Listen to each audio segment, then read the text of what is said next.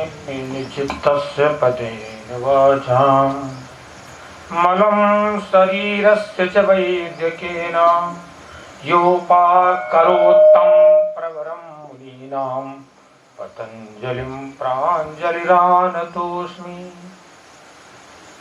पतंजलि महाभाष्य चरक प्रतिसंस्कृते मनोवाक्काय दोषाणां हर्त्रे अहिपतये नमः।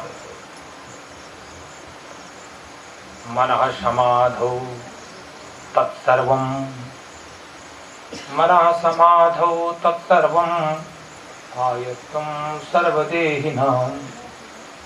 चरक चिकित्सा अध्याय 24-52।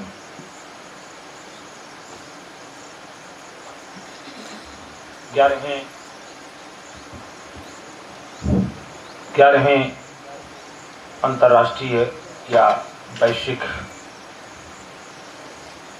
योग दिवस के कार्यक्रम में मंचासीन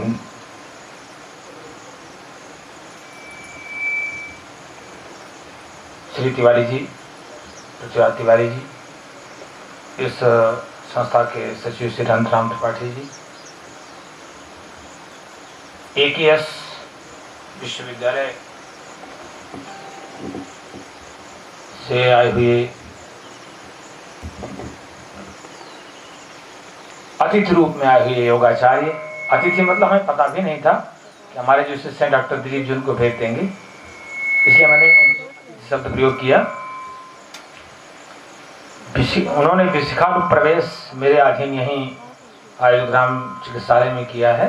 विशिखानु प्रवेश जिसको इंटर्नशिप कहते हैं। और आयुषग्राम गुरुकुलम की प्रधानाचार्य श्रीमती सीमा, आयुषग्राम चिकित्सालय के हमारे सभी चिकित्सक और आयुषग्राम ट्रस्टी आयुष परिवार के सभी उपस्थित जन, चिकित्सार्थी। मैं अपनी बात वहां से शुरू करूंगा।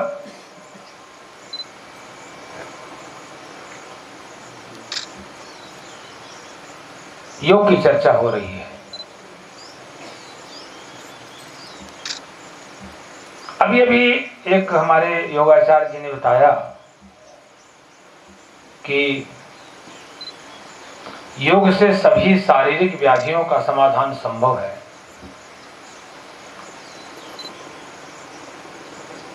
लेकिन मुझे कम समझ में आता है ये बात। मैं हमेशा इस बात के लिए कहा करता हूं, योगेन चित्तस्य पदेन वाचां मलं शरीरस्य च वैद्यकेन योपाकरोत्तं प्रवरं मुनीनां पतंजलिं प्राञ्जलिरानतोऽस्मि।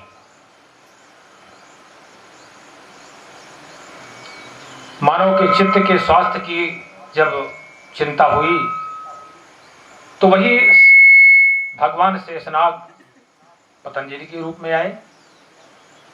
उन्होंने योग शास्त्र की रचना किया और योग शास्त्र से साफ लिखा कि योगेन चित्तस्य, चित्त हमारा मन कैसे स्वस्थ रहे इसके लिए योग शास्त्र की रचना की।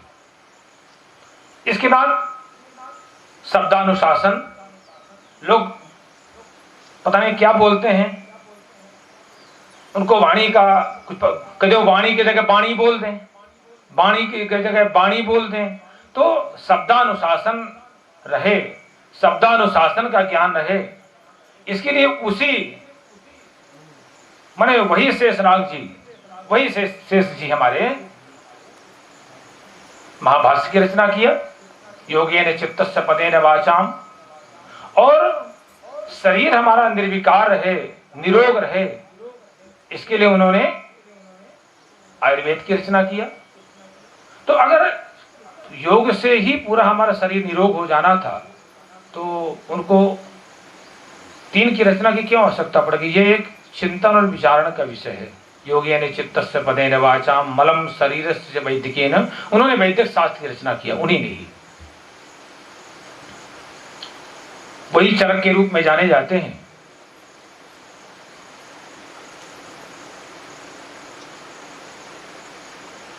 चरक से जब चर्चा हुई या उनके भगवान पुनर्वश आत्रेय से उनके शिष्य ने पूछा कि उसमें अग्निवेश प्रमुख थे कि महाराज ये बताइए कि व्यक्ति की आयु कितनी है, कितनी हो सकती है व्यक्ति की आयु, ये सभी को समझने का विषय है। उन्होंने उनसे पूछा कि व्यक्ति की आयु कितनी हो सकती है, 1 साल, 2 साल, 5 साल, 100 साल, 200 साल कितनी हो सकती है। इतना सुंदर उत्तर दिया उन्होंने, उतना उदाहरण भी दिया उन्होंने कहा ह्याग्निवेश प्राणिनाम या आयु युक्तिम अपेक्षते, प्राणियों की जो आयु है ना वो युक्त की अपेक्षा करती है, युक्त की। अब आप अपनी आयु को 10 साल में खत्म कर दें, चाहे 100 साल तक ले जाएं, चाहे 50 साल में खत्म कर दें, ये आप पर निर्भर है, ये आप पर निर्भर है कि कितना इसको आप बढ़ाते हैं, कितना इसको आप घटा ले जाते हैं। उन्होंने बड़े बड़े 2 सुंदर बड़े उदाहरण दिए हैं, मैं उसमें समय नष्ट नहीं करूंगा, नहीं विषय बढ़ जाएगा।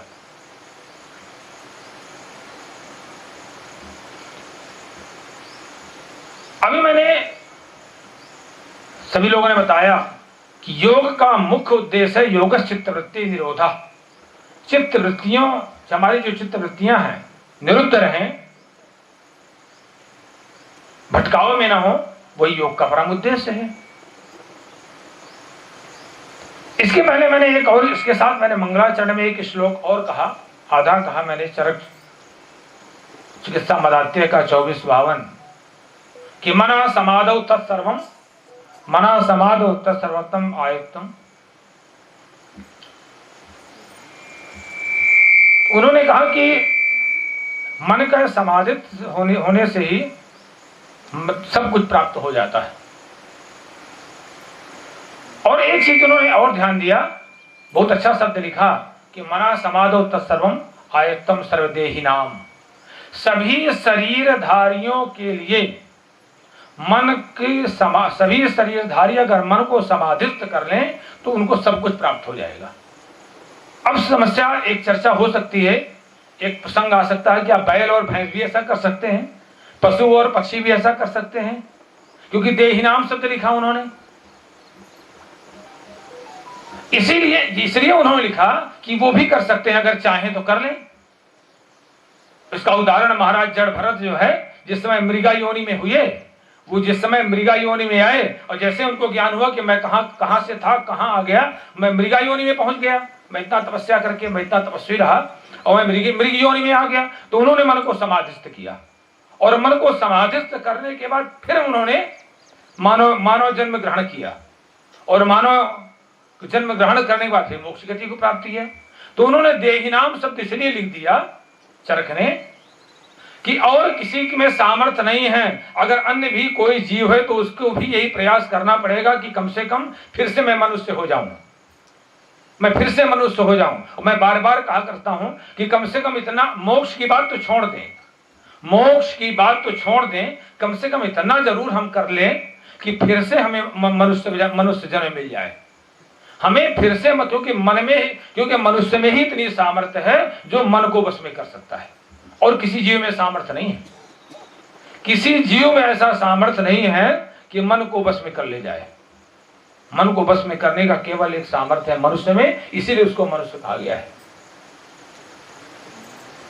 और ये जब हमें देहांतर की प्राप्ति होती है, जब हमें अगला जन्म मिलता है ना, तो यही मन जो हमने अभ्यास किया, चोरी का, बदमाशी का, झूठ बोलने का, शिक्षा देने का, पढ़ने का, पढ़ाने का, जो भी आपने अभ्यास किया वही आपके साथ जाएगा।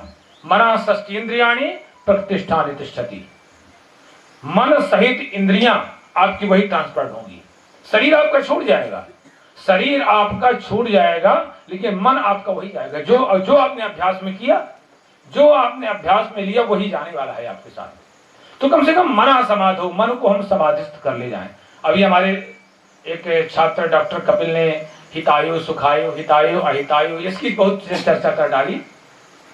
तो मैं आपको इससे बताना चाहता हूं, मन की एक प्रवृत्ति है, बड़ा मन की एक प्रवृत्ति है कि वो हमेशा विकल्प ढूंढता है। जैसे ही उसको दुख मिलेगा, जिस परिस्थिति को वो दुख समझता है, सुख ढूंढने में लग जाएगा, वो सुख ढूंढने में लग जाएगा। जैसे जिस परिस्थिति को अहित समझेगा, वो हित ढूंढने में लग जाएगा, यहां से मेरा हित है।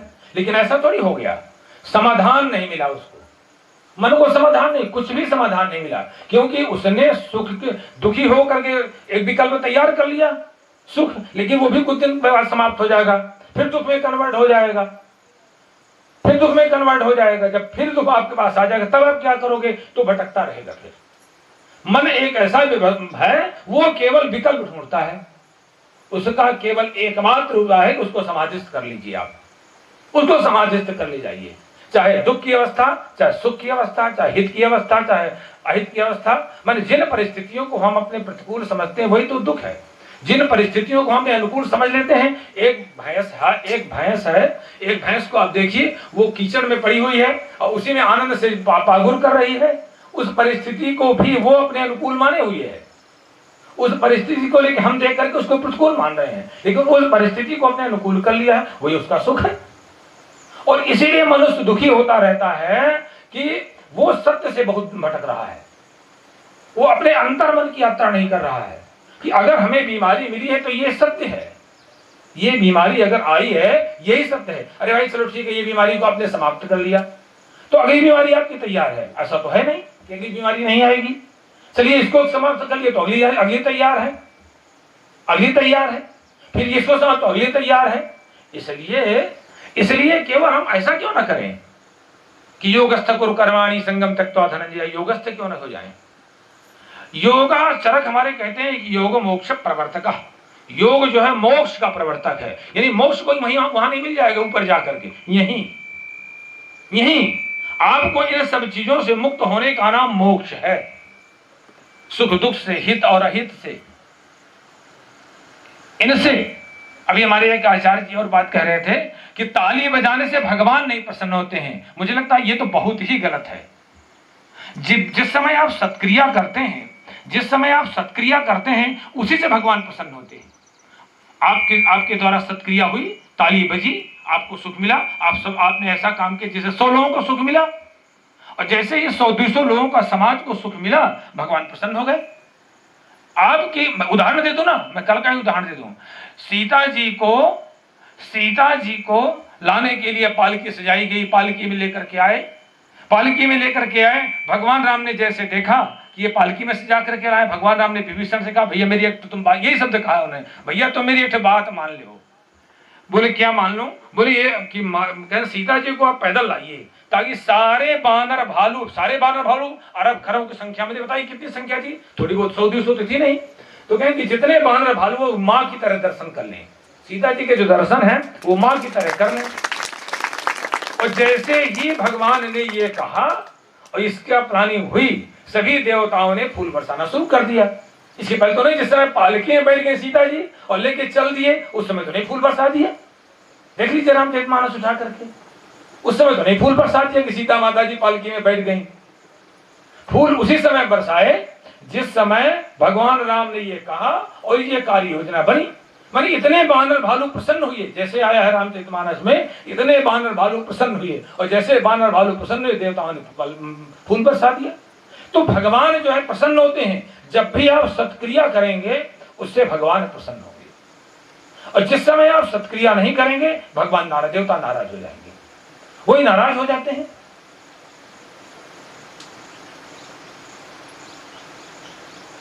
योग, यही चर्चा हो रही। आयुर्वेद पूरा योगमय है। मैं भी एक लेख लिखने जा रहा हूं, प्रकाशित होगा भारत सरकार के जर्नल में, तो मैंने उसका शीर्षक ही है कि आयुर्वेद योग के साथ ही आयुर्वेद का वरद हाथ, योग के साथ ही आयुर्वेद का वरद हाथ। क्योंकि रचनाकार जिसने योग की रचना की है उसी ने वैदिक शास्त्र की रचना किया, तो दोनों के सिद्धांत आपको मिलेंगे, एक साथ मिलेंगे। अगर अध्यात्म आपके साथ नहीं तो आप आयुर्वेद को फलीभूत कर ही नहीं सकते हो। उतनी गहराई तक आप चिंतन नहीं आपका जा सकता, उतनी गहराई तक आप पहुंच नहीं सकते हो, पहुंच नहीं सकते हैं। चरक के शब्द सुन लीजिए। आत्मेन्द्रिय मनोर्थानाम सन्निकर्षात् प्रवर्तते सुख दुख समारंभादात्मस्ते मनसस्थिरे निवर्तते तद्भयं वसित्वं चोपजायते सशरीरस्य योगाज्ञः तं योगं ऋषयो विदुः। आत्मेन्द्रिय मनोर्थानाम सन्निकर्षात् प्रवर्तते सुख दुख, यहां तक आएंगे आप लोग, यहां तक पढ़ते पढ़ते श्लोक को सुख दुख यहां तक आएंगे। आत्मेंद्रिय माने आत्मा का संबंध हुआ मन से, मन का संबंध हुआ इंद्रियों से, इंद्रियों का संबंध हुआ उसके विषयों से, रूप रस गंध शब्द स्पर्श से। बस एक का कनेक्शन जुड़ता शुरू गया, बस आपको सुख दुख की अनुभूति हुई। सुख दुख की अनुभूति होती कैसी है? सुख दुख की अनुभूति होती है तभी से जब जब इंद्रियों का संबंध हो जाता है। हमारे तो हमें यहाँ कांटा चुभाया गया, किसी ने कांटा चुभाया, इसने तुरंत संदेश दिया मन को, मन ने कहा बहुत गलत हुआ, बहुत गलत हुआ। जैसे ही उसने कह दिया गलत हुआ, हमको दुख की अनुभूति हो गई। प्रैक्टिकल आत्मेंद्रिय मनोर्थानाम सन्निकर्षात् प्रवर्ते सुख दुख। सुख दुख की जो उपलब्धि होती है वो इंद्रियां, इंद्रियों का विषय मन, इनके संयोग से होती है। आत्मेंद्रिय मनोर्थानाम सन्निकर्षात् सुख दुख मानारंभात् आत्मस्थे मन स्थिरे। जिस समय मन आपका आत्मस्थ हो जाता है, जिस समय आपका ये कनेक्शन कर जाएगा, आगमापायनो नित्यम ताम तितिक्षुष भारतो, कहते हैं अनित्य, जब ये भाव आपके अंदर आ गया कि अभी कांटा चुभा ना थोड़ी देर के लिए, आगमापायना नित्यम मात्रा स्पर्शास्तु कौन्तेय तीक्ष्णो दुखदा। जिस समय भाव अभी तो इन्होंने कांटा चुभाया, थोड़ी देर में जो है समाप्त हो जाएगा, ये कांटा बार बार नहीं चुभाएगा। यही अभ्यास करते करते करते हमारा और लंबे दुख सुख सहन करने का सामर्थ्य बन जाता है। जिस समय ये आपका कनेक्शन काटना आपने शुरू कर दिया, जिस समय आपने इंद्रियों का सुख लेना बंद कर दिया, इंद्रियों के माध्यम से जो उपलब्ध हमको सुख दुख है उसको आपने, उससे आप विरक्ति पाना शुरू कर दिया, अभ्यास करना शुरू कर दिया। ये मेरी बात ध्यान सुनिए। जिस समय आपने इंद्रियों से प्राप्त होने वाले सुख से सुख मानना, प्राप्त होने वाले जो भी सुख है उसको आपने सुखाभास माना, सुख नहीं माना, बस उसी समय आप योग की ओर जाने लगेंगे। आप नहीं चाहे जितना चाहे कुछ भी करिए। हमारी योगाचार्य नेहा जी बिल्कुल नहीं बताया योग के बारे में, अभी इन्होंने बताया, मैं अपेक्षा कर रहा था कि योग की गहराई तक ले जाएंगे। ठीक है, प्राणायाम कराया, योग कराया, बहुत अच्छा कराया, बहुत अच्छा कराया, बहुत हमको अच्छा लगा। आज मैं बहुत दिन बाद इनकी क्लास में आया हूँ, अच्छा लगा। लेकिन योग की गहराई क्या है, योग तक बताना चाहिए। आत्मेंद्रिय मनोर्थानाम सन्निकर्षात् प्रवर्ते सुख दुख समारंभात् आत्मस्थे मनसः स्थिरे निवर्तते तदुभयम्। दोनों चीज समाप्त हो जाएंगी, सुख और दुख समत्व में पहुंच जाओगे आप। निवर्तित हो जाएंगे, बसित्वम चो बजाते शरीर से, आपका शरीर, आपका मन, आपका सब बस में हो जाएगा। तम योग ऋषि, उसको जो है योग कहते हैं, ऋषि तम योगम, उसको योग कहते हैं। फिर कहते हैं लाभ क्या हो जाएगा? श्रीमान तिवारी जी, प्रसिद्ध तिवारी जी, आपको लाभ क्या हो जाएगा? चरक के शब्दों में सुन लीजिए। आवेशश्चेतसो ज्ञानम अर्थानाम छन्दतः क्रिया दृष्टि श्रोत्र स्मृति कांति रसदा चाप्य दर्शनम इत्यस्यदमाख्यातम योगिनाम बलमैश्वरम शुद्ध सत्व समाधानात् तत्सर्वम उपजायते। आप में ये 8 सिद्धियां धीरे धीरे पहुंच जाएंगी। जब आप 8 सिद्धियों तक पहुंच जाते तब माने आप हम योगी हैं, या पहुंचने की स्थिति में हो या पहुंच रहे हो। और आप अपूर्ण मानिए, वो तो कई जन्म जन्मांतर का खेल है। इस जन्म में इतना अर्जित कर लिया, अगला जन्म बचा है, अभी और पूरा करिए। फिर करते करते करते स्वयं मोक्ष की प्राप्ति होगी आपको, फिर भगवान में विलय होगा आपका। आप में परकाया प्रवेश, परकाया प्रवेश का सिद्धि प्राप्त हो जाएगी। आप अपने इस काया को छोड़ देंगे, दूसरी काया में प्रवेश करके अपना काम कर सकते हैं। जैसे जगद्गुरु शंकराचार्य जी का उदाहरण है। आवेश चेतसो ज्ञानम, दूसरे के मन की बात को समझ लेना। अगर आप इस स्थिति तक जा रहे हैं तो आप समझिए कि आप योग सिद्ध हो रहे हैं। आवेश चेतसो ज्ञानम अर्थानाम छंदसा, जहां पर रूप रस गंध शब्द स्पर्श, जहां जैसी आपकी इच्छा हो उसको उपस्थित कर देना। आपको ये रूप, ये गंध, आपने तमाम सुना होगा, फलाने ने ये महक फैला दिया, वो योग है, योग सिद्धि है। दृष्टि, जहां पर सामान्य दृष्टि नहीं जाती वहां तक पहाड़ के पीछे भी जानकर कि वहां क्या हो रहा है वो पता चल जाएगा उसको। कान, जहां तक नहीं सुन पा रहा है सामान्य व्यक्ति, वहां पर सुन लेंगे आप, वहां पर आप सुन लेंगे वहां की बात। प्रमाण दे दूं मैं, बाली को तारा समझा रही, उस समय तो मोबाइल नहीं था कि बता देगी। बाली को तारा समझा रही है और वो बात नहीं सुन रहा है, बाली उनको अवहेलना कर रहा है। और भगवान जब भगवान उसका जब वध कर देते हैं तब वो कहते, तब वो भी कहता मुझे आपने क्यों मारा, ये हुआ। वाल्मीकि तो और अच्छे ढंग से कहती है, लेकिन तब भी भगवान कह देते हैं कि नारी सिखावन कर से न काना। अरे तुम नारी, तुम्हारी पत्नी तुमको सिखा रही थी, तब भी नहीं तुम बात मान रहे थे। तुमको तुम्हारी पत्नी बता रही कि साक्षात भगवान अवतार लेके आ गया है, तब भी तुम आ गए। ये प्रमाण है, देख लीजिए ना प्रमाण। कहां से जान गए वो? वहां की बात की तारा समझा रही है बाली को। स्मृति, अद्भुत स्मरण शक्ति हो जाना, दृष्टि श्रोत्र स्मृति कांति, अद्भुत स्मरण शक्ति आ जाना आपके अंदर, तो आपको योग सिद्ध हो रहा है। आवेशेत्सो ज्ञान अमर्थानाम श्रद्धा दृष्टि कांति दृष्टाचार, अद्भुत तेज, अद्भुत कांति। इत्यस्य विदमाख्यातम योगिनाम बलमैश्वरम, यही योगियों का परम बल है।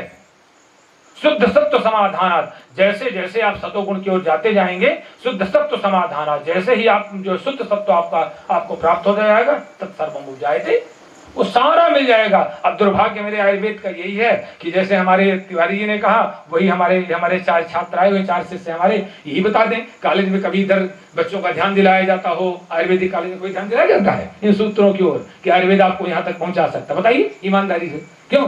कभी कोई टीचर पढ़ाता है? पलटा देंगे, चलो हटाओ इसको, चलो हटाओ इसको। अरे भैया उसी को पढ़ाओ जिससे आपका कल्याण, तभी आदमी तो कहते हैं जड़ से ठीक करता है। ठीक है ना? अभी ये चर्चा हुई कि मैं और इसमें समाधान कर दूं, योगा कर्मसु कौशलम की बात आई। देखिए, योगा कर्मसु कौशलम, वो कर्म में कुशलता नहीं, कर्म की कुशलता, वास्तविक कुशलता क्या है, आप इस पर विचार करिए। कर्म की कुशलता ये है, आप जाइए वहां पर जहां पर भगवान कहते हैं कि सात्विक कर्म क्या है, राजसी कर्म क्या है, तामसी कर्म, वहां से आप किसको जोड़ेंगे, कनेक्ट करेंगे आप। सात्विक कहते हैं कर्म की कुशलता ये है जब आप कर्म करते हैं और निष्काम भाव से करते हैं, फल की इच्छा रहित करते हैं, वो कर्म में जब कुशलता आ जाए, यहां तक पहुंच जाए आप कर्म करते करते, तो आप योग सिद्ध हो गए।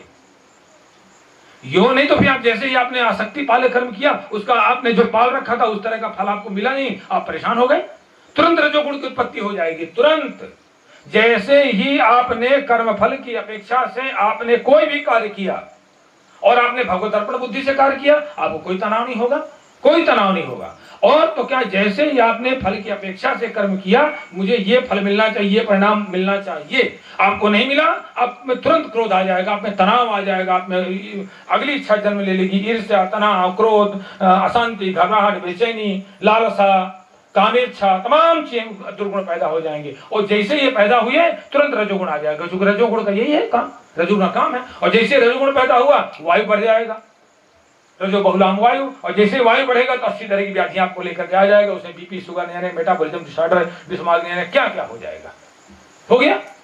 इसीलिए भगवान ने जो है निष्काम कर्म की बात की है। बहुत गहरा शास्त्र है, बहुत गहरा शास्त्र है।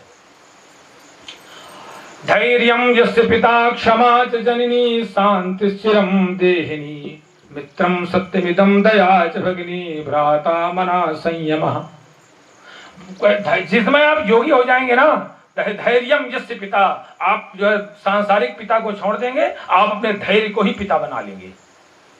सांसारिक पिता पिता रह जाएगा, जनक हो जाएगा, लेकिन ये वास्तव में पिता हो जाएगा। धैर्यं यस्य पिता क्षमा च जननी, क्षमा का गुण आप में आ जाएगा, वो माता बन जाएगी।